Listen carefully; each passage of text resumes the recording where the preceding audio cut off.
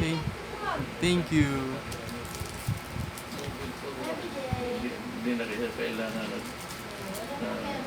so kung police na lang, so the police must have a Talk to Denise Jess. complete authority to inquire Talk to Denise. how many or the health authorities or the Sorry guys. itong tourism, Not Jess. sila ang magbigay ng listahan doon sa police.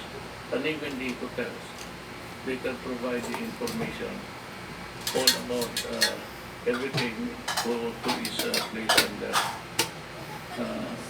itong mga restricted movements. Yan ang tingin ko. I hope that may I ask the Secretary of Justice tama ba ako, sir? Sir, with due respect, I can see something in the existing law, more particularly Republic Act number 11332. Wait for This is time. the law or act on mandatory reporting of notified You're okay. which is implemented Excel. rules and regulations of the President. There is a provision there on non-cooperation as part of prohibited acts, Mr. President. And it seems to me that No, relax na. Na-confuse tayo sa ito. entities which are charged with a duty to respond to the pandemic No, relax na. may also be punishable. So these entities, Mr. President, may include establishments which are charged with a duty, for example, as a quarantine hotel, to ensure that people who are quarantined within the establishment should not be able to jump the quarantine regulations. So, with due respect, Mr. President, I think that can also be used. But would it be possible for the hotel personnel now to stop physically the person? Perhaps, Mr. President, the hotel Video. management can devise ways of preventing without appropriate, Relax na. perhaps by demanding certain proof of the need to go out, like for emergency reasons to see a doctor or something like that. But otherwise, if they would be leaving the premises of the hotel without any justifiable reason or not for any emergency reason, then I think, Mr. President, that they should not be allowed to exit the hotel. And hotel personnel may be able to do that also, in my opinion. Physically? Yes, because supposedly there are personnel in the hotel who man the entrance and the exit of the hotels.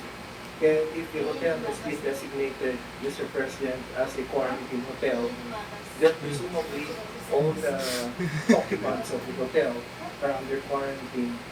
So if they cannot present any justifiable reason to go out, like to see a doctor or for medical reasons to go to a hospital, then perhaps the personnel of the hotel may also be able to stop them from leaving. And that's my humble opinion, Mr. President. Yes, I believe you're correct. Pero ang problema niyan is will they be able to stop, well, this is already it's a done issue. Pareho lang sa iba, ano na nakikinig.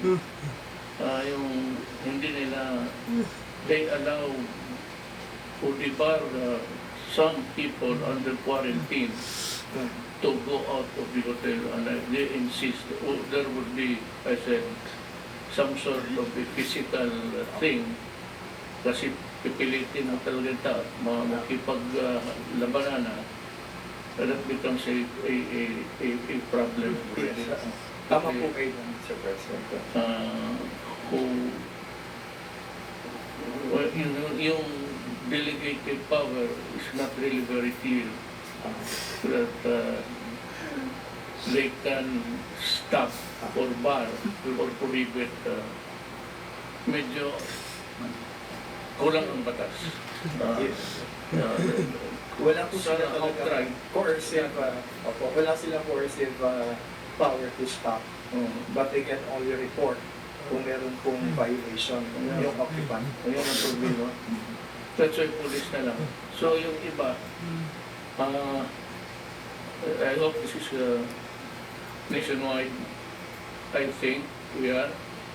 Now I would like this short discussion is really to make things very clear. Ang police na lang, because I do not think that pagka pumili talaga, if they force their way in getting out, magkakaroon talaga ng irokos or something, lalo na itong mga babae, makipag-awayan,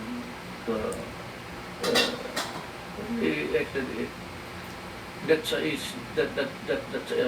issue to be addressed by the government. And I think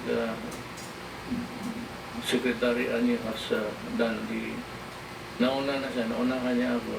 Iniisip-isip ko lang kanina. So, police na lang, 2 policemen assigned to itong hotels that are quarantined. And they also have to keep their mindful of their duty to advise the person at kung magpipilit, then the power to arrest them, no doubt about it. Yung talagang insistent or anyway, sana wag.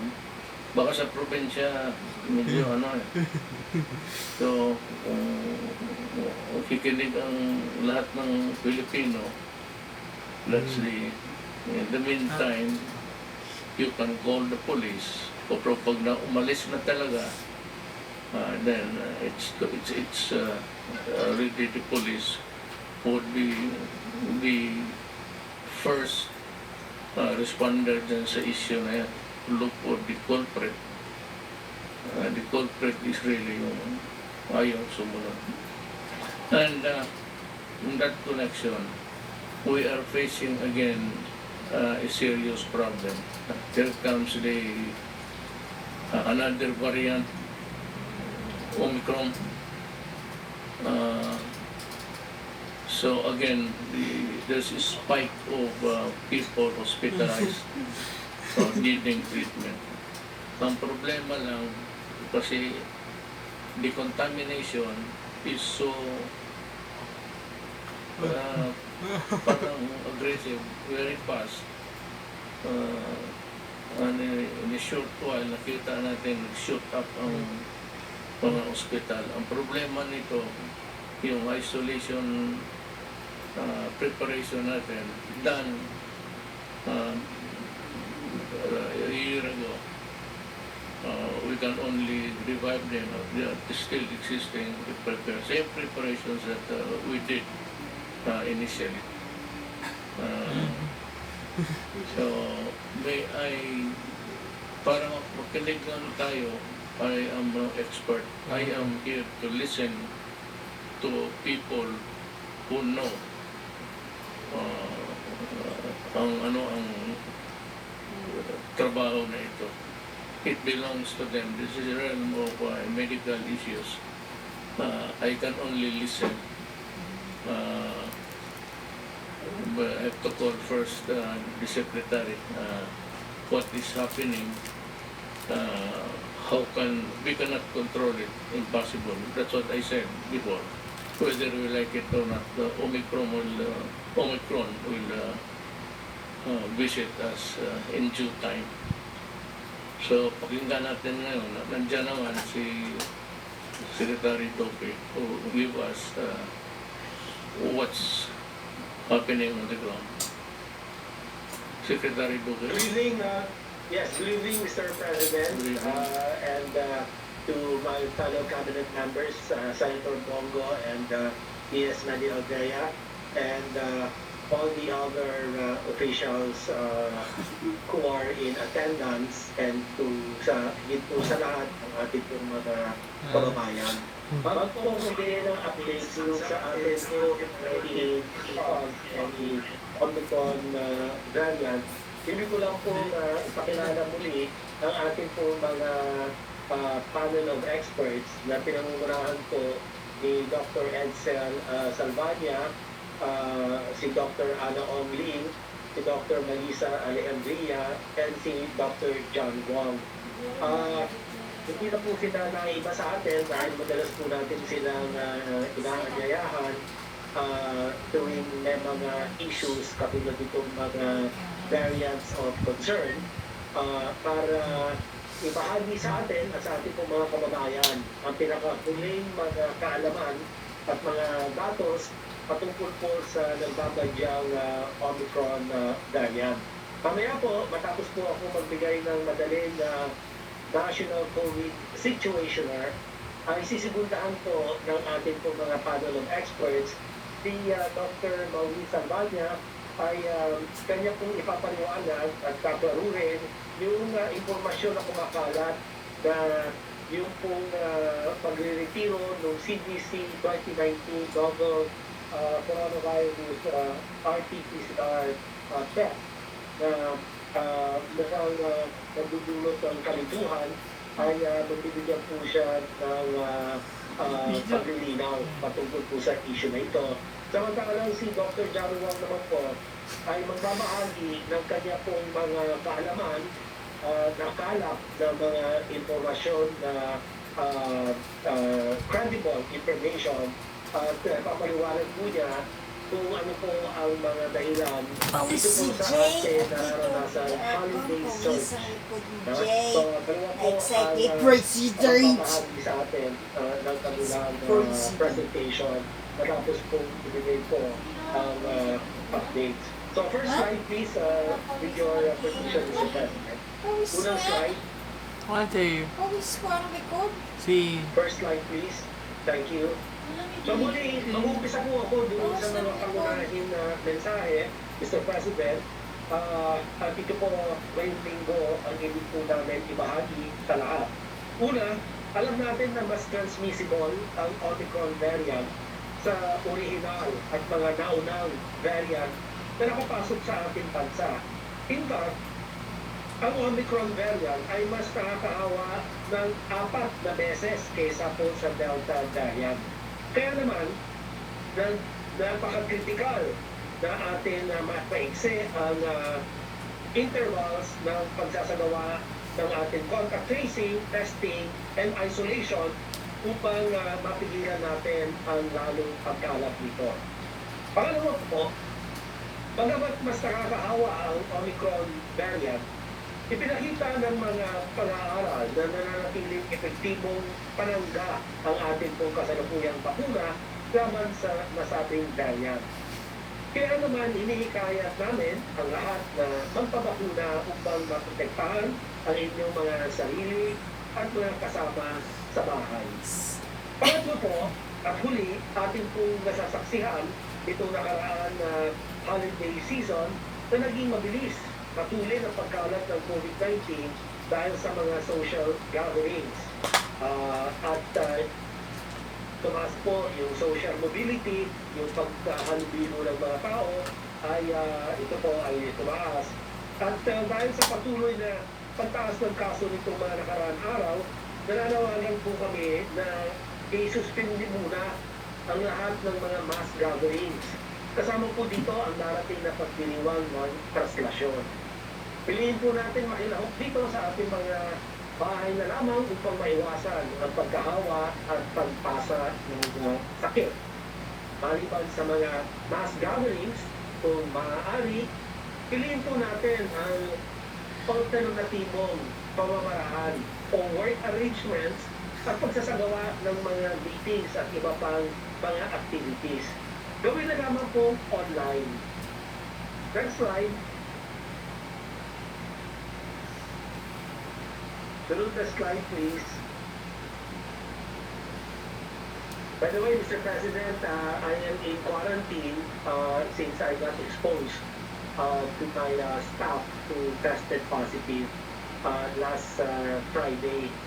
So bukas po papatest ako and hopefully negative. But I'll be under quarantine until the 8th or 10 days in all. Next slide, please. Are you alright? May luck na. So far, I'm okay, Mr. President. Wala naman po akong sintomas. Mawawala pa. Next slide, please. Wala pa, sir. Ako doon. Kala wala po. Huwag kang magsakit-sakit na kasi mawalan tayo ng general dito sa health issues. Yes, sir. Awan ng Diyos. Mukhang wala pa naman po ang sintomas, Mr. President. Next slide, please. Ayaw ko lang yung slide natin. Sira ba?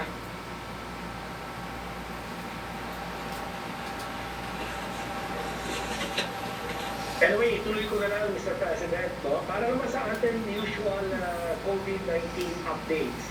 Ngayon, January 4, bagong taon, may nadagdag po na naman tayo ng 5,434 na bagong kaso. Talaga pong mataas at mabilis ang pagsipa ng mga kaso, Mr. President.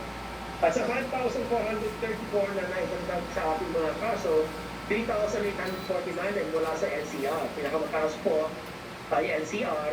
Sunod ang Region 4A na 868 ang kanya pong naiampag sa ating total caseload.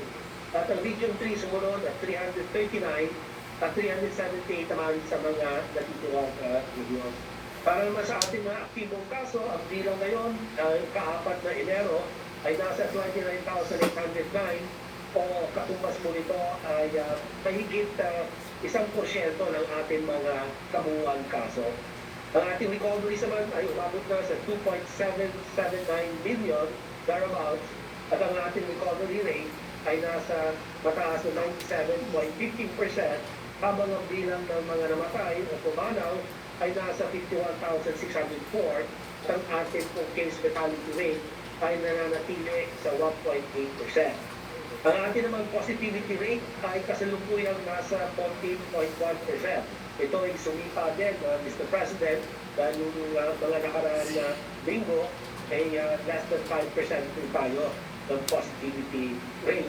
At from December 27 to January 2, ito na nga po ang malinaw ng pagtaas ng ating positivity rate.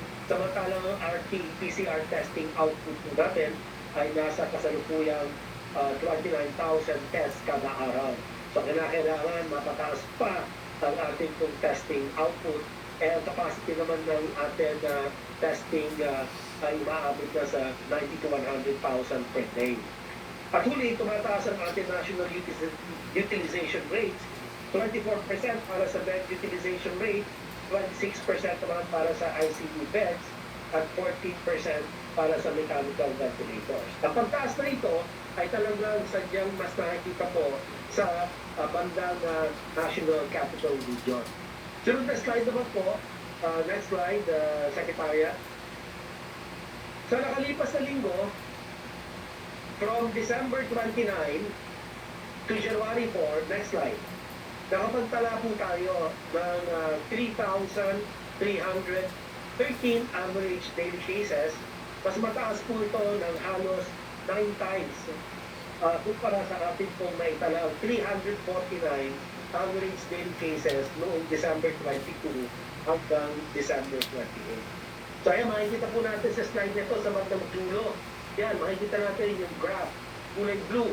Yan po ang kinakatawan niya ng NCR. Malaki pong bahagi ay nasa NCR po. Almost 70% ng mga kaso bago ay galing po sa NCR. So, ayan po, nakita natin yung uptick ng ating pong mga cases. Next slide. Para naman po sa ating case trends, ang buong bansa ay nasa kasalukuyan 400 as a high risk ang ating pong risk ang classification ng buong Pilipinas. Ang buong bansa ay mayroon 448% two-week growth rate or TWGR. Yan po pagkalampas 200%, talagang high risk pa po ang kanyang classification. Yung pong 0% to 200% moderate risk. Yung pong bilang o ang porsyento ng taas ng kaso kung ito po ay katumbas 0 or less than 0, which is a negative value, yan po ay low risk. Pero tayo po, malinaw, sa 448 bilang o ang porsyento ng taas ng kaso kung ito po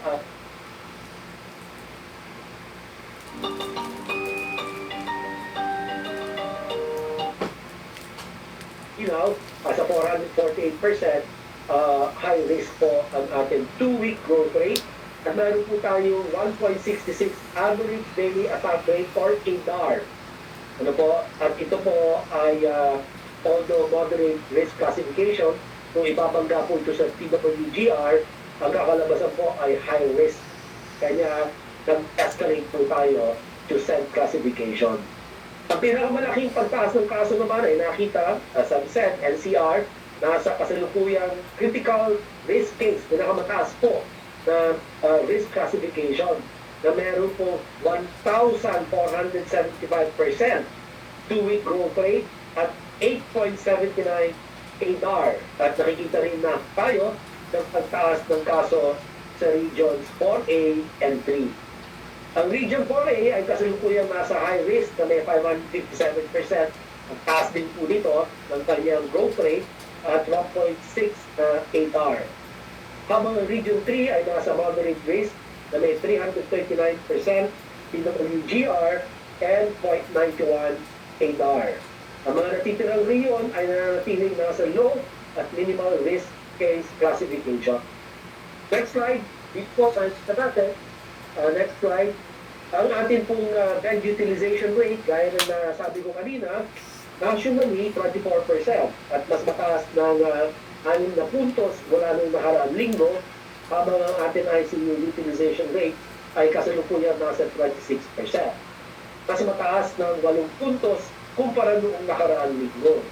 At ang ating pong mechanical ventilator utilization rate ay nasa 14%, mas mataas ng 4 points noong nakaraang linggo. So dito malinaw, lahat halos tumaas ang kanilang pong utilization rates from bed, ward, isolation, and ICU and mechanical ventilators. Lalo na po dito rin sa NCR. Tumaas ng 15 points yung kanilang bed utilization rate, habang 14 points naman ang kanilang ICU utilization rate.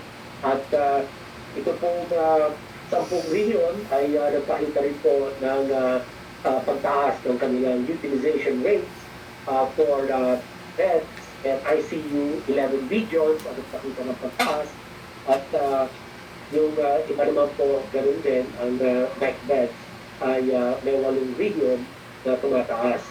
Kanya tulad ng amin pong nabanggit, ang pambabakuna ang makapagbibigay proteksyon sa ating laban sa hospitalization at kamatayan dulot ng COVID-19. Kaya naman panalo ng gobyerno ang ating pong COVID-19 vaccination program at hinihikayat namin ang publiko na samantalahin ito at magparehistro upang makuha o makumpleto ang inyong primary series, pati na rin ang booster doses. Next slide.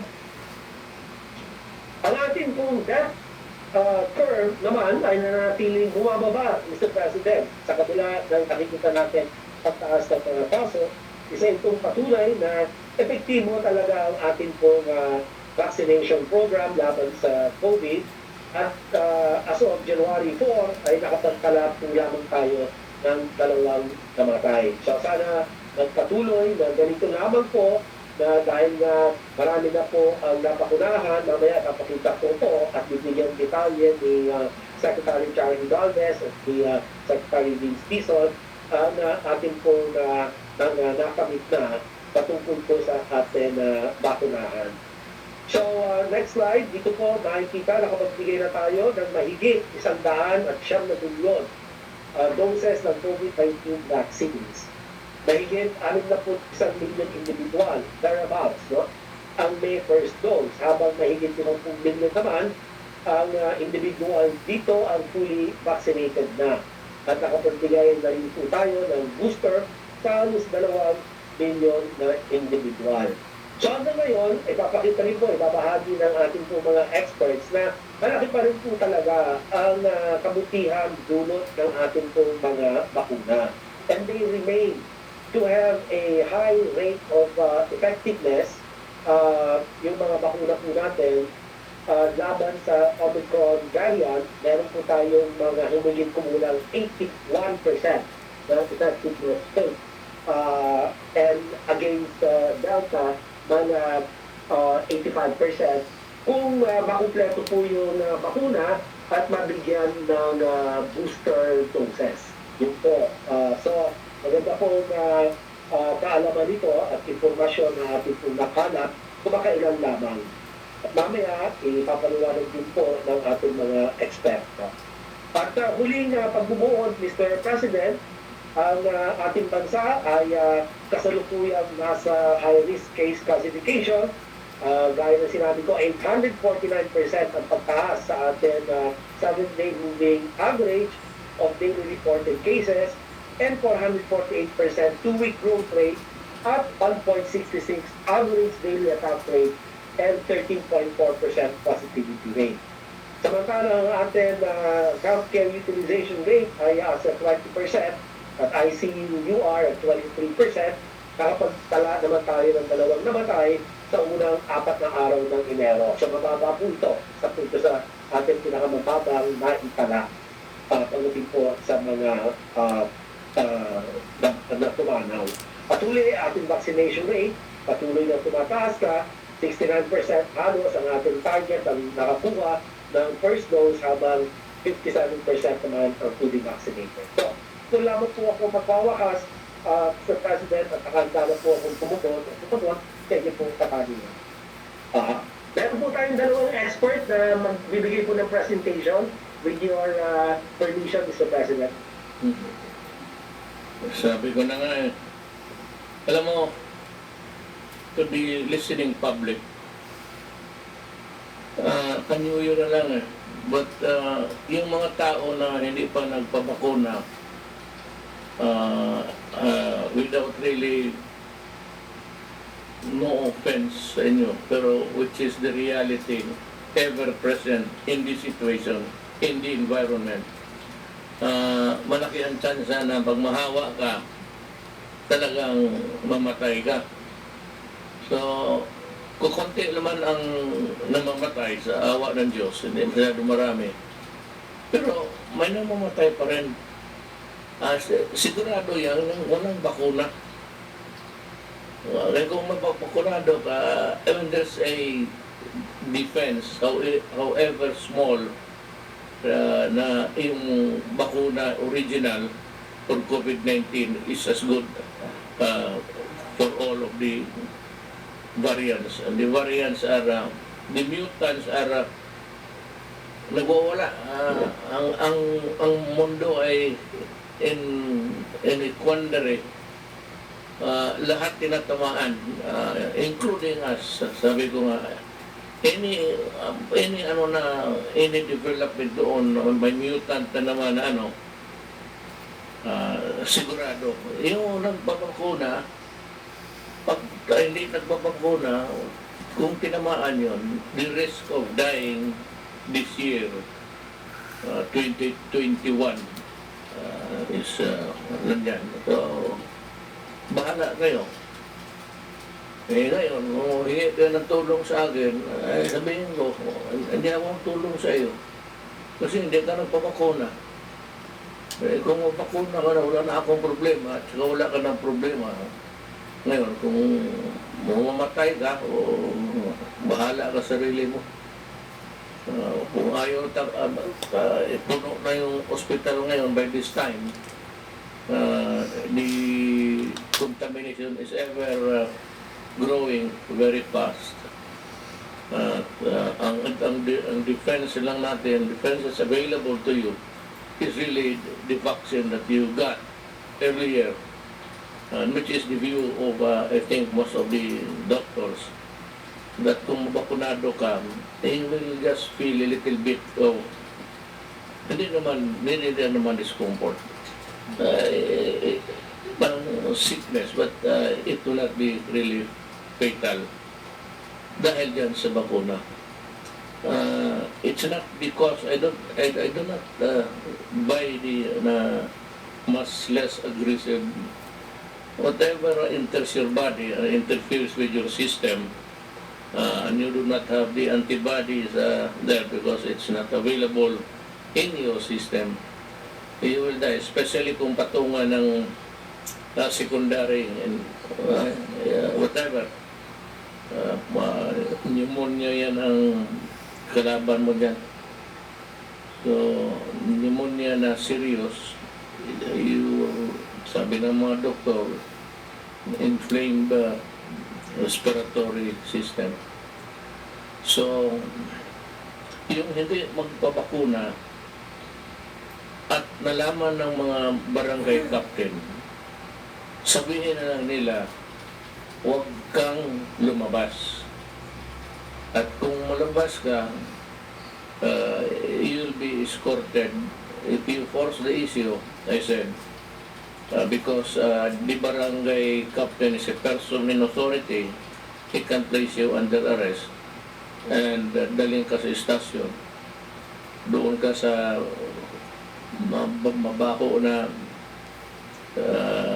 hindi ang istasyon, hindi masyado maganda ang hygiene yung jail. Doon na yung mga tao kasi umiihi, doon na rin dumi-dumi.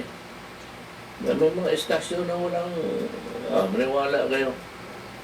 Kaya doon kayo ilagay ng you will be arrested, and at least I think the fiscal can hasten the proceeding by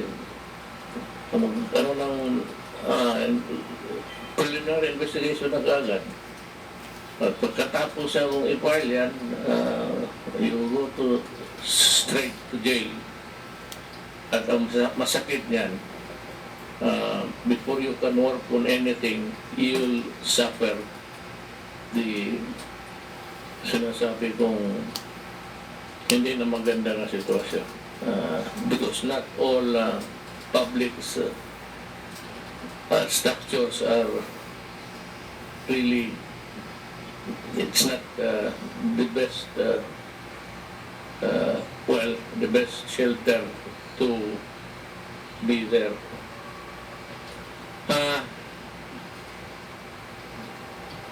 I'd like to call first si Dr. John Wong.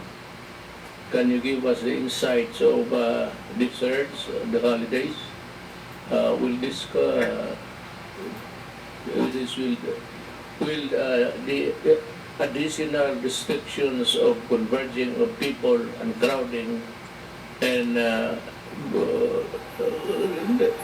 not really obeying the distancing rule, ano po ang nakuha ninyo judging from what's happening now?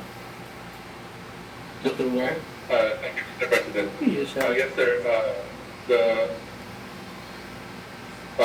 I have a short presentation if I may be allowed to present it. Yeah. I think I can answer some of your questions with that presentation also. Thank you. So here are my recommendations now on the holiday surge that we're experiencing now. We need to administer the vaccination program efficiently, meaning vaccinate those population groups that will yield the greatest benefit, meaning these are people whose hospitalization can be prevented or whose lives may be saved by vaccination. So it's in this order, no? The benefit: elderly, other vaccinated, and then boosters. And then this month, we have several super spreader events no, that are coming up. No? And this crowding, no, close contact, no, and maybe even unmasked, no, can lead to higher surges. No? So these are Translation, January 9, Santo Niño, I think 16, and Chinese New Year, February 1. No? So we have to be able to tell people to avoid these events. No?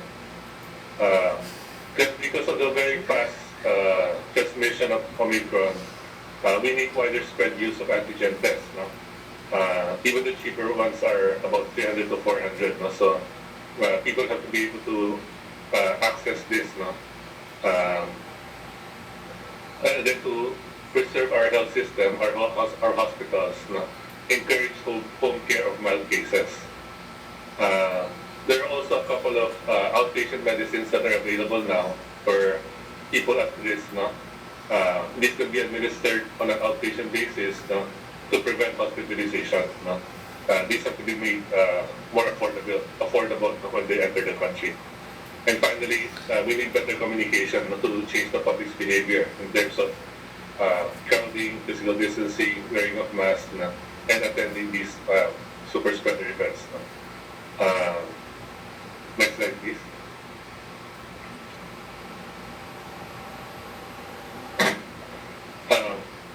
So, although we still don't have widespread sequencing, no, to find out what proportion of our cases are Omicron, no. The rapid rise in cases, no, looks like the signature of Omicron. No? Omicron doubles every 2 days, no, and this is what's happening. So what's been causing this, no? The SWS had a survey early in December, and 46% of the respondents said that they intend to celebrate Christmas with family and friends who are outside of their household, no? Meaning outside of their bubble. No? And looking at the curve, no? I think they actually did that. No? And then we have important infections, no? About 440,000. There were 140,000 arrivals, no? Last December alone. No? Then with the Omicron variant, no? Which has a very short incubation period. No? So it can become infectious in 3 days, no, rather than the 5 days of Delta or the original variant. Then we have reports of quarantine being very loose, no? People not staying the whole 14 days or during their quarantine, no? Exiting, no, to purchase groceries, no, and going back. And then with regards to our vaccination program, no, we need to protect the elderly, no, and the unvaccinated. Next slide, please. So how do we bring the surge under control? No? So we have to look at these 3 super spreader events that are coming up, no? And negotiate, no, with church authorities, no, to cancel them. No? For Chinese New Year, also encourage other ways of celebrating it without mixing with other households, no, or with friends. For antigen test kits, no, we have to make this available, no, because even at 400 pesos, no, it's still out of the reach, no, out of the it's still unaffordable, no, to a lot of to the majority of Filipinos, no.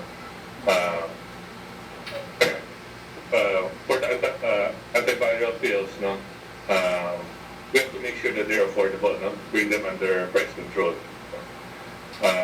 For the mild cases, no, encourage them to isolate at home, no, and have their medical needs attended to by telemedicine. And finally, for our vaccination program, no, just like the successful NBD that we had last year, where we vaccinated 3 million in a day, I think we can vaccinate all the elderly in just a few days, no? Because there are only about 2.8 million of them. No? If we vaccinate this segment of the population, we can actually prevent 80%, no, of the hospitalizations. No? And and reduce the strain, no, on our health system. Next slide, please. So this slide shows the distribution of vaccine supply, no, in terms of number of doses per capita. So it shows that NCR has received the most number of doses per capita, no? And most of the other regions that are above the national average are from Luzon. No? Visayas and Mindanao, no, have received less. No? The best way to the best use of vaccination, no, to in a surge, no, is to administer the vaccines before the surge. No? And we're fortunate that the current surge has not reached, no, outside of NCR and Calabarzon. No? So we still have time, no, to raise the vaccination levels, no, of these regions. Next slide. This is an SWS survey. It says that about 30% of people say that there are no vaccination sites in this area. No? So once we get the supply to the regions, provinces, and municipalities, we have to make sure that sites are available, no, near where they live. No? The rule of thumb is people will access services if they're within 30 minutes travel, no, to that service. Next slide.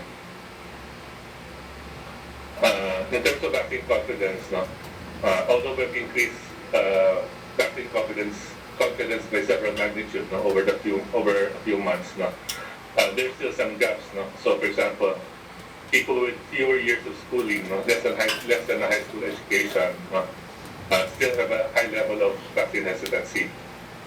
Likewise, no, in Visayas and Mindanao, no, their vaccine confidence is much lower, no, than the other areas. No? So we have to focus and tailor, no, our health communication, no, to certain demographics, no, and certain cultures, no, and dialects. Next slide.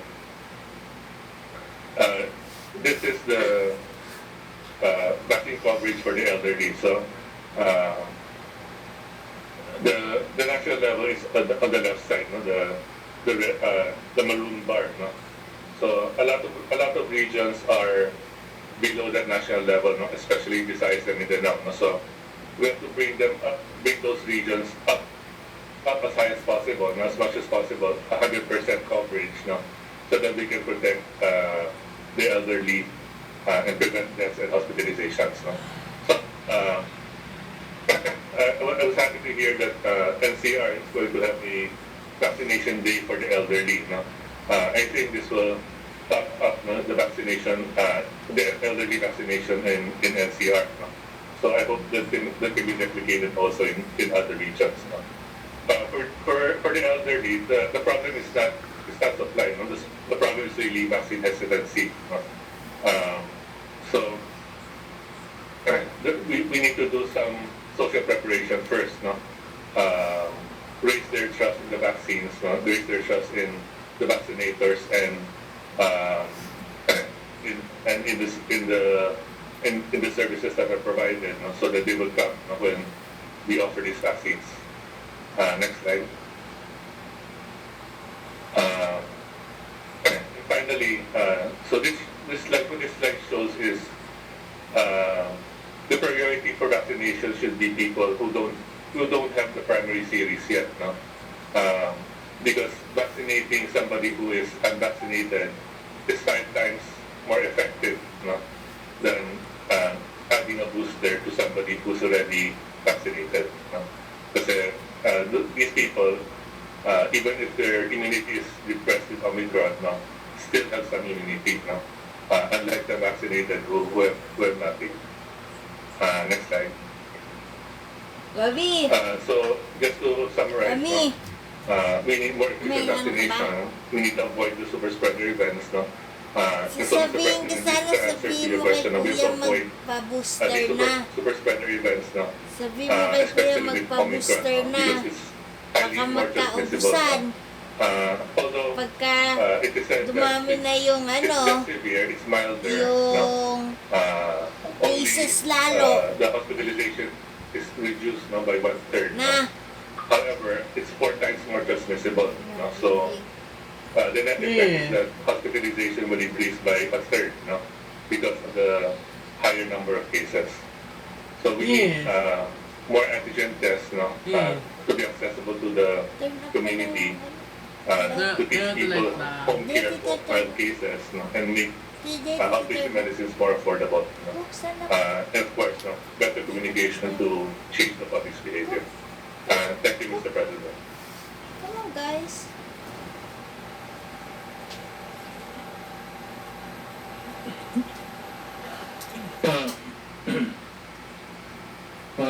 Are you through with your presentation, Dr. Wong? Yes, sir. Yes, thank you. Itong ano mo, yung Kisses. second Kisses. sa slide mo, sa graphics, meron talaga yun doon na it has to be avoided or should not take place or really for government to insist itong mga super spreader kagaya ng like maybe the priests or the bishops are listening. The government does not impose the rules now. It does not really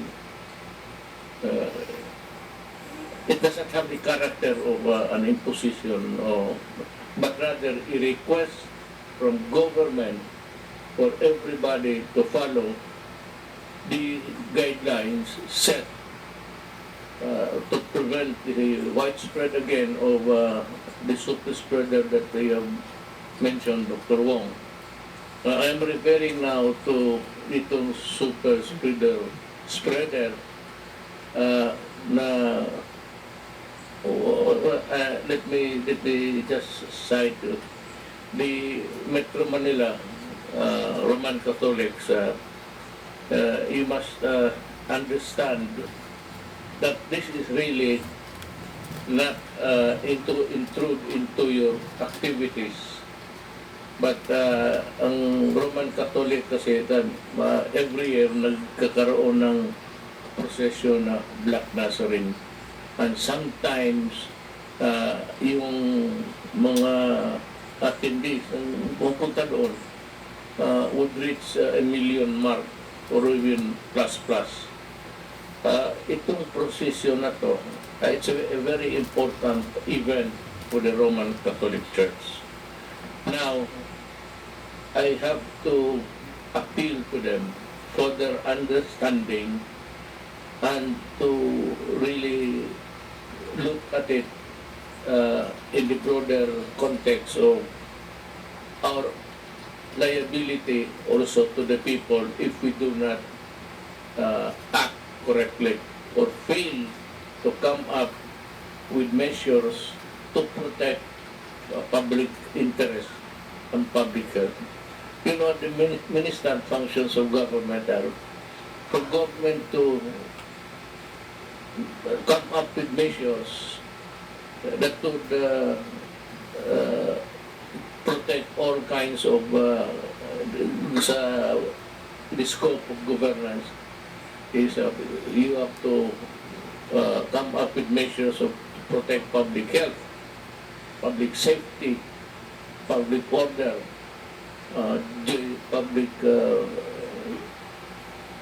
the general welfare of the people. So I apologize in advance, and I beg your full understanding of what we have discussed. Every talk to the people, we have stressed that our job is really to come out with critical decisions to protect public health and public safety. makinig ang Roman Catholic Church, I am now appealing to you to forgo and cancel all physical gatherings, including the procession and the celebration of Mass sa church. Because marami yan sila. There are millions of devotees there. And you cannot just be complacent about the transmission of the disease. Sana maintindihan ako ng Roman Catholic that all gatherings are not allowed. Never mind about power of government.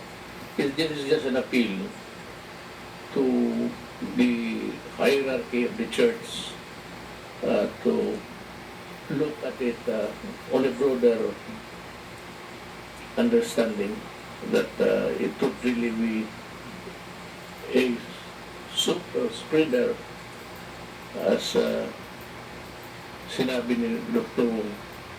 Kaya papipilitan ako na humingi ng tulong sa lahat ng konektado sa church, especially in the governance of the region. We will siguro send somebody to bring the letter, a formal letter, but I no, in advance I apologize for this, but I have to do it because I have to do it. Wala mong magawa. That is the advice from you and these government and all doctors, actually, I suppose. This is not a conjecture, but most of the doctors that I have taught, except yung mga ayaw rin ng pabakuna, they are a different kind of tribe. Ewan ko kung anong tribo nila. Basta may mga doktor ayaw. Huwag kayong makinig doon. Makinig kayo sa gobyerno kasi ang gobyerno nakikinig rin sa doktor. Na ngayon, kung magpayabangan tayo sinong magandang doktor, hindi panahon yan. Pero we cannot protect public interest and public safety. So, sana maintindihan ng doktor. You have to forgo with the procession sa Black Nazarene, including sa church. Kasi marami ang devotees, I said, and if you deprive them of the procession, they might want to go there to just pray to the Black Nazarene. Kaya ako man, I said, I believe in God. Walang problema yan. But I have to do things which I hate to do. As I said, pero kailangan gawin ko pakistrabaho ko. And this is not my decision. This is called C-U-L-L, called from the so many views and opinions from several doctors. Importante na si Secretary Duque would agree to na so, kasi kung magsabi siya na optional yan, medyo may problema na ang gobyerno. Ang governance really starts from dito because we belong to the executive department. We execute laws. Ang batas sa Congress yan. Pag-implement or execute the laws that they have legislated belongs now to the executive department. Kaya executive, we have to execute the laws that are passed by Congress. Ganun para maintindihan ninyo. I have a because just a few minutes ago, the Secretary of Justice, so, binasa niya yung mga pertinent, kaya yung gray area, tawag naman yung gray area, gaya nung sa to discipline or to prevent a guy, pero okay na yan ngayon because Secretary said they had already planned before I arrived. Galing na rin ako sa probinsya, nagplano na sila kung anong gawin. So I appreciate their zeal sa trabaho nila. So yan ang nangyari. Kung if there is somebody to blame actually, it's the Omicron